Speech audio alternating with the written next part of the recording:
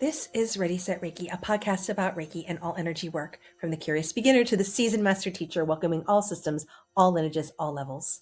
Reiki is a journey and not a destination. And on this Ready, Set, Reiki journey, I refer to myself as a guide rather than host, as I too am traveling, learning, and supporting others on this Reiki journey as well. And with that said, I am your guide, Tracy Searight, and this is Ready, Set, Reiki. Hello, Reiki family. Reiki blessings to you, one and all. Another journey ahead. But before we begin, I'd like to invite you to a certain place on Facebook. And this is the Reiki Business Collective. This is about sharing, supporting, and serving. Here you can connect with your Reiki business community. Christian Stone does an amazing job at guiding and helping and supporting with each other here. And so I want you to understand and know truly that you are never alone on this Reiki journey, that there are places here, safe places for you to come and to help share, support, and serve. No matter where you are on your Reiki journey, maybe you're not even thinking about business, right? This is still a great place to go, to network, to be in community with each other. Maybe you're just starting. Maybe you're in the middle of it. So wherever you are in this journey, I hope that you'll reach out, check it out. It is free to join, no cost at all. When I began my Reiki journey, I was alone. I, did a Google search and I found the energy connection in Irwin, Pennsylvania. And it took a little bit to get that community, but I found it. So here's a great place for you, and I hope you check it out. So let's begin our journey together. It is 200 episodes.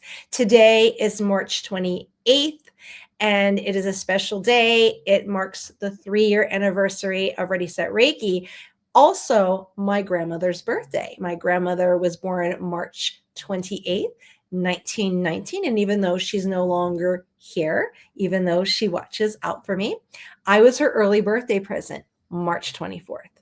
So I invite you and welcome you to Ready, Set, Reiki. Here is the amazing thing about energy work. Everything is energy, and that's all there is to it, said by Albert Einstein. So what a beautiful and wonderful stress-reducing modality. And I'm coming on to just, tell you thank you. Thank you for all of your support. Thank you for coming along this journey. Thank you for being curious and just supporting this. My reason for doing the podcast was really quite interesting. I was contacted by a producer who invited me to come on to a radio show, had this wonderful pitch, and at the end of it, asked for a payment of $1,500. And I thought, really? And she said, yes, gave some really great reasons why that cost.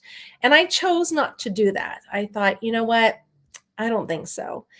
And about a couple weeks later, a student who's now a friend had shared with me, oh yeah, I did that. And it didn't work out for her. Since then, on this journey, I've met a total of 3 people who have had that experience. And all 3 of them said that they did not get the benefits that they were promised.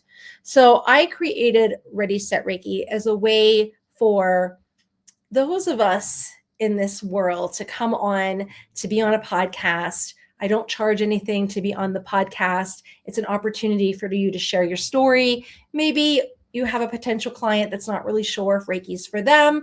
They can listen to you and get a sense of your energy. And the hope that we can support each other, that it's a scaffolding, and that we can sprinkle Reiki all through the world.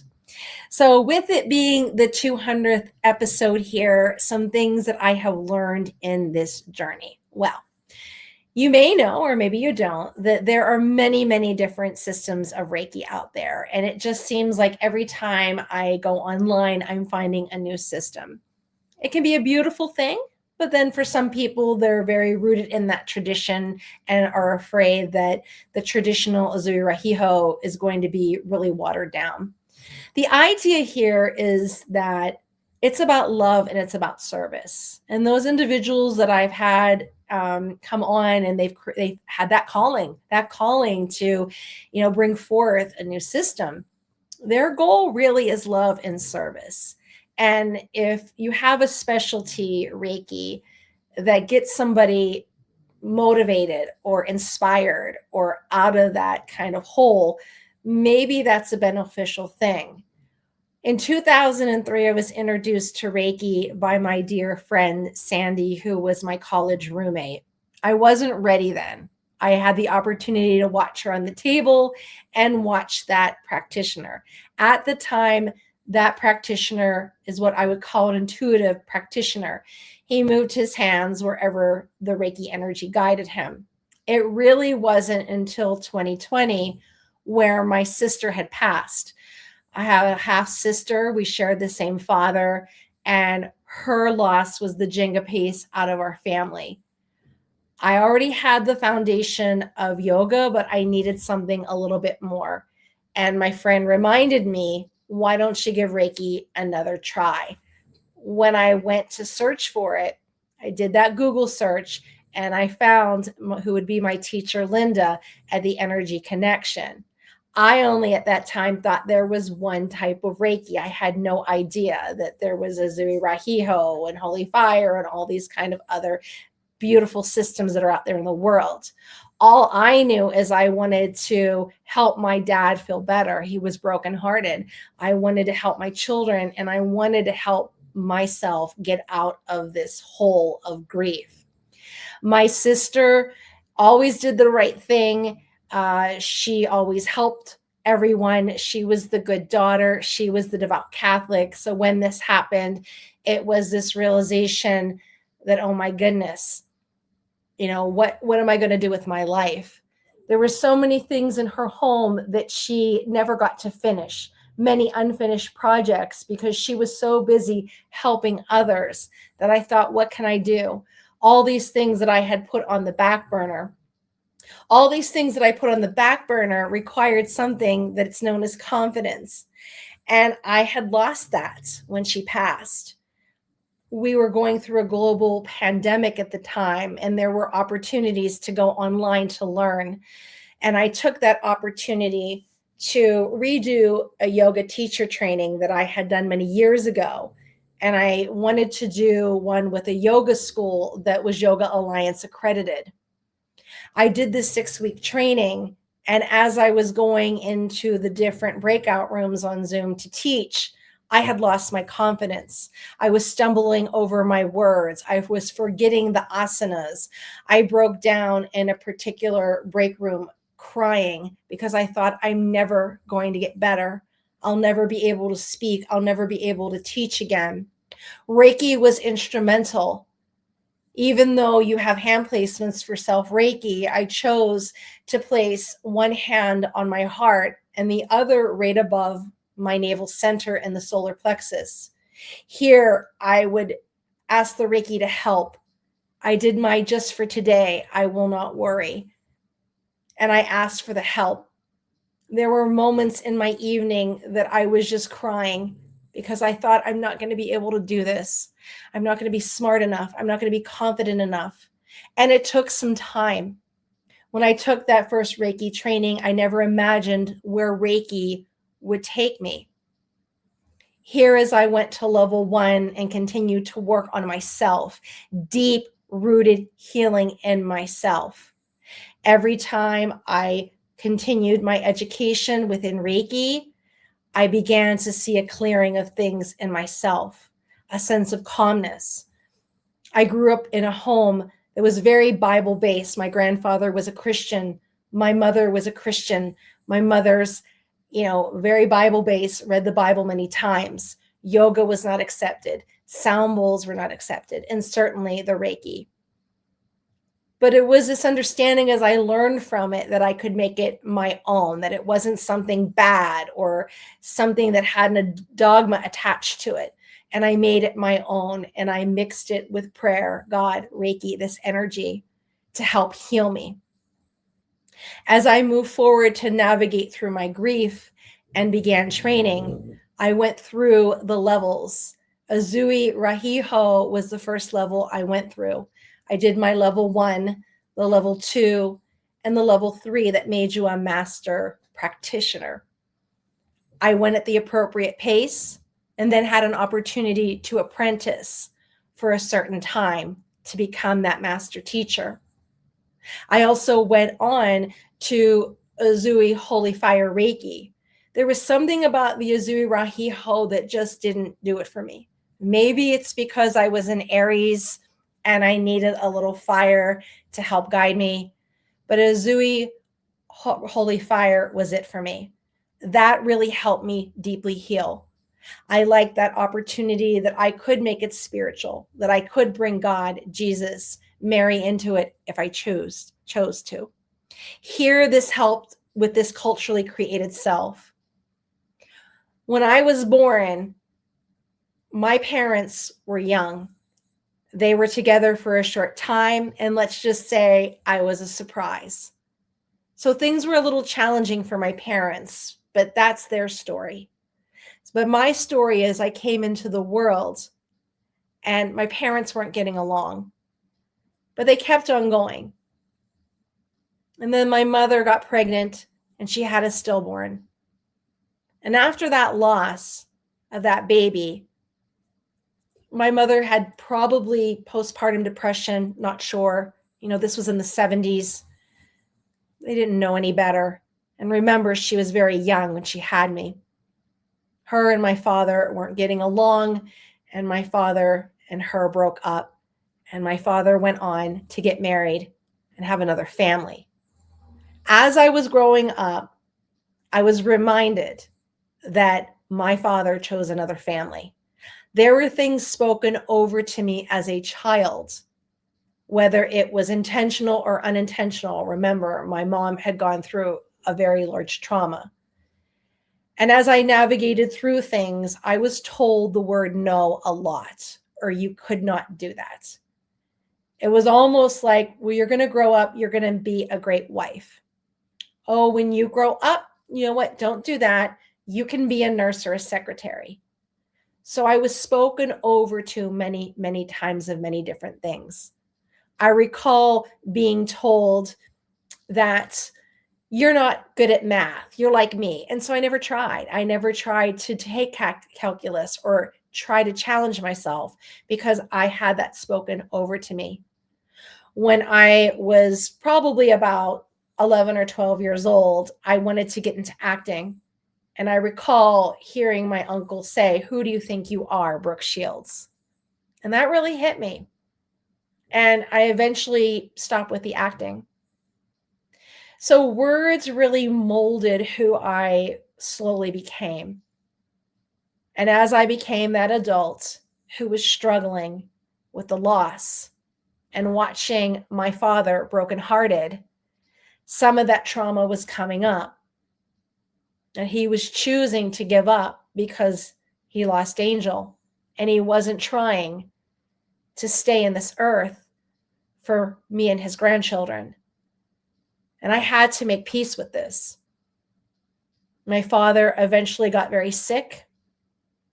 He gave up, and he ended up passing a year after we lost Angel. So I had a lot of work to do.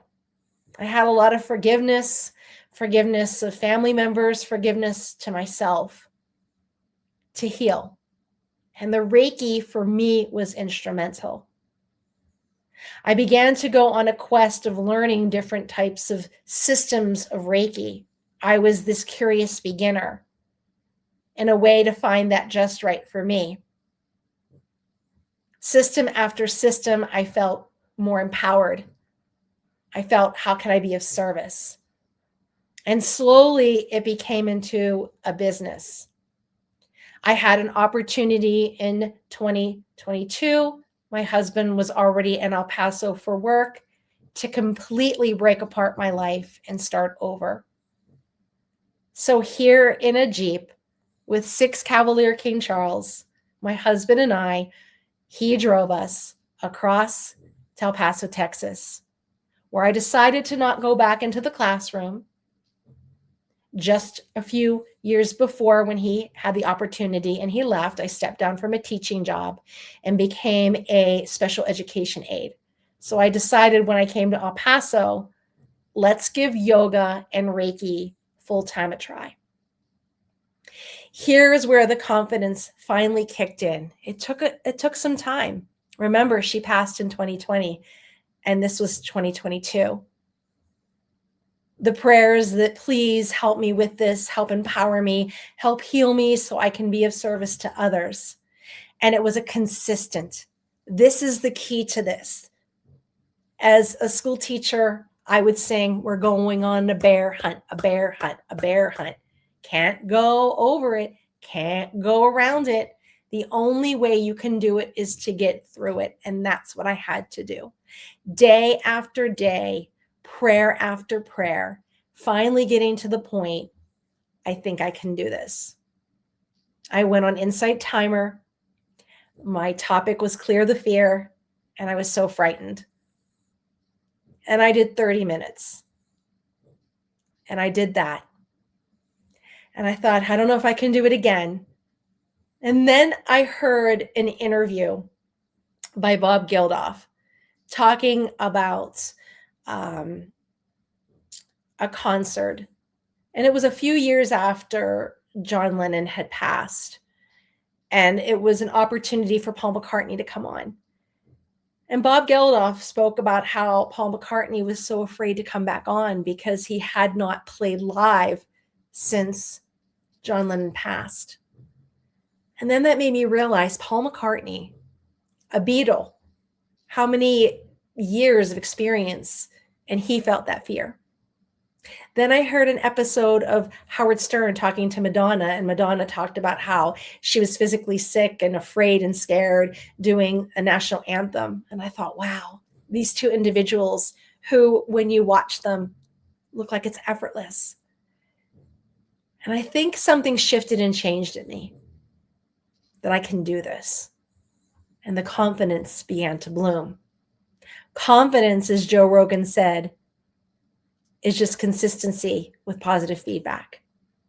So the more that I do this and the more that I grow. On my journey here with Ready, Set, Reiki is an opportunity to have others have their story told. So you, as you listen, can realize that you don't really need to have any special or extraordinary gifts. You just want to be of service, and you also want to heal yourself. It is that inspiration to ask for the courage, to ask for the confidence, to step forward. And not everybody's going to understand what you're doing, but this is your journey. If you have the calling for this, by all means, you are meant to do this. Out of everyone who has come on, over 200 guests, the foundation, the root has been the same: service and love. They want to help. They've connected with something that has changed their lives. Many of these individuals, many of these guests that I've been blessed to have a part of my journey had that catalyst of change. Whether it was an accident, a death, some life-changing thing. Life makes you uncomfortable so that you move to find your purpose. And those individuals, through all the trauma, all the drama, and misfortune, rose up and say, how can I help you? How can I be of service? So Reiki is just one way to get there. Maybe it's just the beginning of your journey and helps you to the next. What is Reiki? Well, that's that universal energy life force. It is all around us. And as I said in the beginning, everything is energy, and that's all there is to it, by Albert Einstein. Here it is all around us. And here we can use that as a tool. Learning these different systems, or even just having one, you have something in that energetic toolbox to help you when you get overwhelmed, when you have that wave, placing the hand and breathing. That consistency is important. Self-Reiki every day. If you've done Reiki and you're not understanding why it's not working, it's probably because you're not using it every day. It is something to be used as a tool. It is a healing technique, a stress-reducing modality. And it's that spiritually guided life force energy. And it's considered a complementary therapy. It is never going against what the doctor has prescribed or ordered. It goes along with your primary care plan. So what are some things that I can help and teach you or show you what I've learned on this journey? Is number one, just give it a try. Reiki is something that you have to experience, right? So go and find a practitioner. You want someone who is ethical, someone who has you sign a waiver, a client form. Now, there is some division in the world of Reiki, whether in person or online. And here's the thing with this. It really should just be up to that person. Some people are fine having it online. It's that same energy that we wish upon a star, we blow out the candle with on the birthday cake, right? So as we pray, so it's universal energy life force. Azui Sensei was on a mountain and connected with that energy. So why can't you lay in your bed and someone's online live giving you a Reiki session? I really think that it's honestly up to that person that's receiving it. It's about intention with that. So try to experience it. If you can in person, great. If you can do it online, wonderful. I know for myself, I'll watch a movie, and if it's a scary movie, oh, I jump, and that emotion comes through, right? When I see something on the news that's horrific, that it takes your breath away. So trust in the process. Check it out, see if it's for you. And give it maybe a couple more chances. There's a lot of different factors. Reiki is cumulative. If you have emotional baggage that you've been carrying for 20 years, have miracles happen? Absolutely. But it might take a couple of sessions. That practitioner may not resonate with you, right? So keep exploring, keep that open heart, open mind. Remember, complementary therapy, stress reducing modality to get you calm, and you are doing the healing. You are pulling that through that practitioner and helping bring healing into your body. Number two is,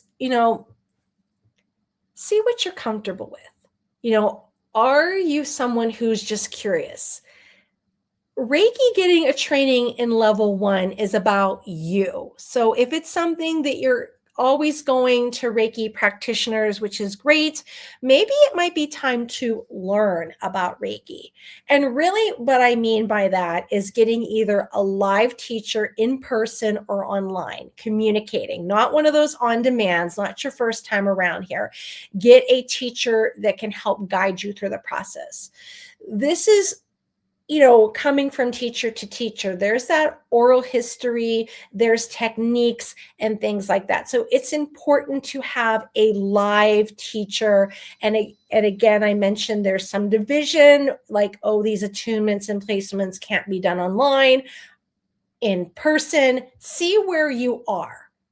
See where you are with this. Are you somebody that enjoys online learning? Are you someone that I have to physically be there? All right. So explore that possibility. Now, where do you begin? Azui Rahiho is considered that baseline there, but there are a lot of other different systems. Many of these complementary or specialty systems, you have to have that Azui Rahiho, or basically those symbols before you can do it. I teach money Reiki, that's the same thing. Kid Reiki, you have to have Azui as well. Animal Reiki, you have to have that foundation before you go into that specialty.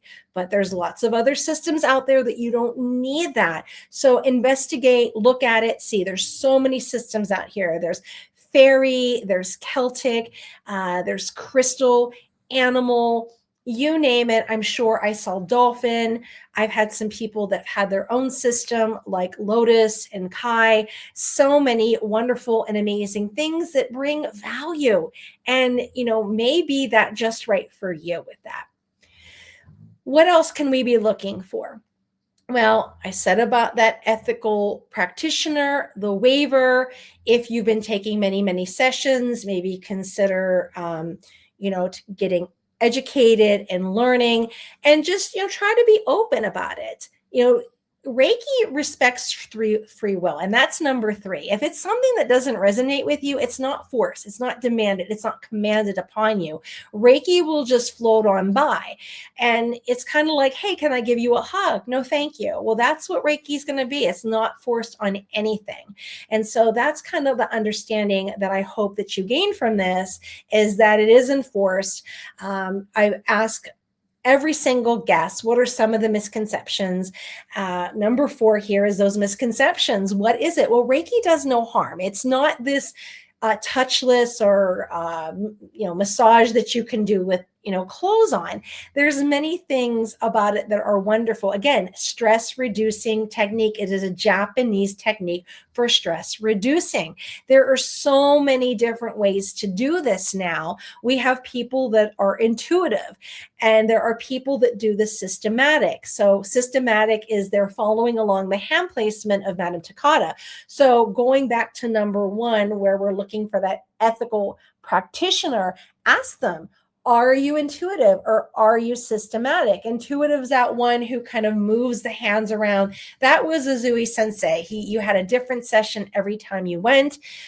Maybe things come through. Maybe you get impressions. But if that's not for you and you like those hand placements, then by all means, ask, like, what kind of session? What does the session look like? You can ask those things. Do you have music? What kind of room will we be in? Do you do a meditation? So ask those questions. Many practitioners will tailor the session for you. If you don't like loud music, they'll turn the music off. Maybe you need a crystal in your hands. Maybe you need an eye pillow. So do that exploring. It's okay. Many of the guests I've had on the podcast offer a 15-minute consultation, whether online or on the phone or in person. And you can ask for that. If they're not offering it, say, hey, can we just chat for 15 minutes? And so that might be an opportunity for you to learn and grow.